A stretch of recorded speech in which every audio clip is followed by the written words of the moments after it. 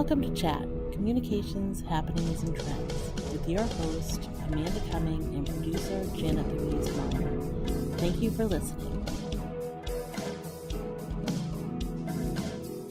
Okay, so The Hill reported recently that the Trump transgender bill has backfired on the administration. And what they decided, I guess this was more of an opinion piece than anything, but it's kind of true to some extent. The transgender bill was actually halted 4 times by an injunction now. And the reasoning in the federal courts here as to why they halted the ban was basically because they said that this is a clear case of discrimination based on sex. And they basically said that this ban violates Title VII and Title IX. And in doing so, in saying that now that this is a clear case of discrimination, now attorneys and for organizations that are trying to fight against bills like this and also other clearly discriminatory transgender bills have in writing legal justification against bills like this. So that's kind of a good thing, because before, these cases weren't really appearing in the courts, and so they didn't have anything in writing. Specifically, there was one judge that ruled that in their ruling, they went out of their way to classify transgender individuals as a protected class of citizen. So it seems also in this article that they were justifying this kind of backlash to the ban based off of public opinion too, because initially there was more public support for bans of for transgender bathroom bill bans, to where I guess people could not use the bathroom or could not utilize the bathroom that they were identifying themselves with. But then public opinion has swayed to where public opinion has increased slightly towards approving of transgender individuals serving in the United States Armed Forces. But again, as I said, I guess I shan't say that because you're going to do this first and do the discussion. But I really do think that those numbers aren't entirely accurate. Again, I encourage you to read the article and you can kind of make a decision for yourself. But you can't do a comparison between one poll on a bathroom bill ban and then another poll on military service, because they're not the same things. Just FYI, right? So they're not the same. And so I don't think that can clearly justify, I guess, the sway of public opinion towards transgender individuals, when I believe that this more likely reflects U.S. nationalism more than anything, as far as public opinion is concerned, to where, yes, you're allowed, if you are physically capable of doing so, to die for our country, but God forbid you use the same bathroom as me. And again, because they are two different things, that's kind of where I stand. And so I think people need to be a little bit critical of that piece of the article, but it is a fact that, again, this transgender ban has failed 4 times, and that's nothing but good news for transgender individuals and for civil rights. Completely. One problem that I did have with this article is that it did show, some percentage increases based off of, like, here's people who supported bans in restrooms of transgender individuals, and here's people that support the military ban of transgender individuals, and you could see kind of decrease from there. Of course, it's not, you can't really one-to-one correspondence, but my argument is like, well, maybe people think it's okay for people to like fucking die for the country, right? But they still don't want them in the bathrooms. Yeah. You know what I mean? It doesn't mean that they've changed. Their attitudes are changed. They're just like, okay, we're just, super nationalist, militaristic type of people. And so we're going to more likely support troops and their decisions to die for the country. But I don't want them anywhere near me. in my bathroom. I don't know. That's probably a really negative view to take, but it's the view. I think that's I think that's exactly the view you should take, honestly, because that's how, I mean, that's that goes on the whole thing about how we view our soldiers. We don't view them as people. You know, they come back here and we don't view them as people, Treat them with any type of respect.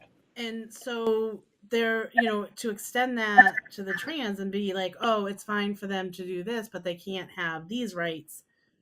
I I think that I think you're reading right into. I think you're reading that right. I think you're reading the situation right. I mean, for as a, you know, person that has empathy towards other people, that's how you would read that situation.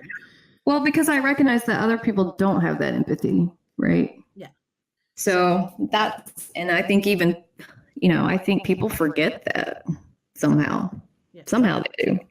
But I mean, this is a prime example of people lacking empathy, right? Yeah. As a nation, I mean, it wasn't even large percentages. I didn't write them down, but it wasn't like, you know, 60% of the country strongly or even mildly approved of transgender individuals serving in the military. It was more like 40% and 30% opposed. So it wasn't like a wide margin of folks that like approved and disapproved. Yeah. You know, it was, you know, I mean, you've got, you know, about 70% of the country there, maybe, you know, where, you know, the other percentage doesn't really know, but that's still a large proportion of the country that's going to say no, you know, and even more that didn't want transgender individuals in the same fucking bathroom that they used. So yeah, but you know what? That was a great point. We should fucking be recording right now. I am recording it. Okay, so that, sorry.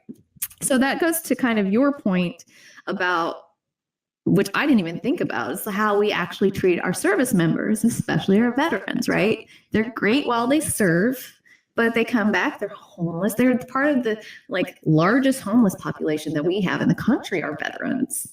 You know, they have medical costs that need to be taken care of, and we want to continue to take their medical care, what they're able to get if they live near a VA, away from them by privatization efforts or anything along those lines. So any way that we can continue to demoralize and hurt the veterans, this country fucking finds a way to do so.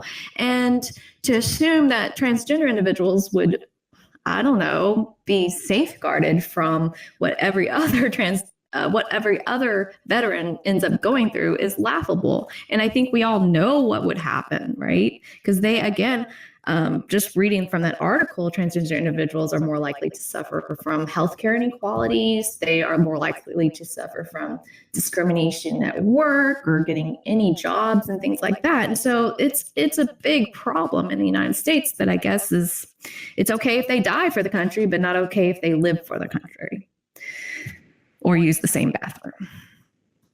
And that's a sorry state of affairs as to where we are as a country, because they're people too. They just, you know, have a different sexual identity than somebody who was born not transgender. And that's okay. That is how that works. I just don't, I don't understand the lack of empathy that people have for others. I don't get it. I just don't get it. I never, you know, even as a kid, I never understood, like when people, you know, maybe not so much in the 80s we talked about trans or anything like that, though I did know people that, you know, were trans at the time, even, you know, as a teenager and stuff. But I never could get, like, people like come down on like gay people or, you know, any of that, or the trans or anything like that. And I was like, well, what does it matter to you? Like, like, what? It's a person. Like, I never, I don't know. I just never could, I couldn't understand that. It always drove me crazy, and it still drives me crazy. I don't understand why it's anyone else's business. How someone wants to, you know, how someone feels who they are and who they want to have sex with, or if they even want to have sex, or Like I never understood that. I don't get it. It's because people want to control other people's lives. And these are the same people that are like, stay out of my business. I'm so super individualistic. I'm going to do my own things. You don't control me. The government needs to get out of my shit. But then they want the government to regulate other people shitting. Like literally, they want to regulate where a trans person uses the fucking bathroom. That's crazy sauce, if you ask me. It's insane. Yeah, so like these people are so hypocritical and just so ridiculous that sometimes you just have to fucking tune them out because they're not relevant. And the weird thing is that in some strange way, because of how they are like such a vocal minority of people, they have become relevant and they fucking control everything right now. But at the same time, like with social policy and with the way that the country does lean left. These people are essentially a dying breed of people. They are irrelevant and they are becoming further and further irrelevant. And they know that. And that's why you're seeing such a big push. Like these hate groups that have been emerging and things like that on all sorts of grounds, this whole new push of anti-Semitism. And I mean, they know they're becoming irrelevant and they are just doing their big hoorah before they hopefully fall off the face of the earth. That's how I feel about them. And they probably don't like me either. And that's fine. But I guarantee you, like my values, I'm on the fucking right side of history. Period. They are on the wrong side of history. They've always been on the wrong side of history. And I think to some extent they know that. You just listened to another episode of Chat, Communications, Happenings, and Trends. Please remember to like, subscribe, and share. Also, head on over to our Patreon page at www.patreon.com/ActifyChat and help us bring more content to you by supporting us. Thank you, and keep fighting the good fight, my friends.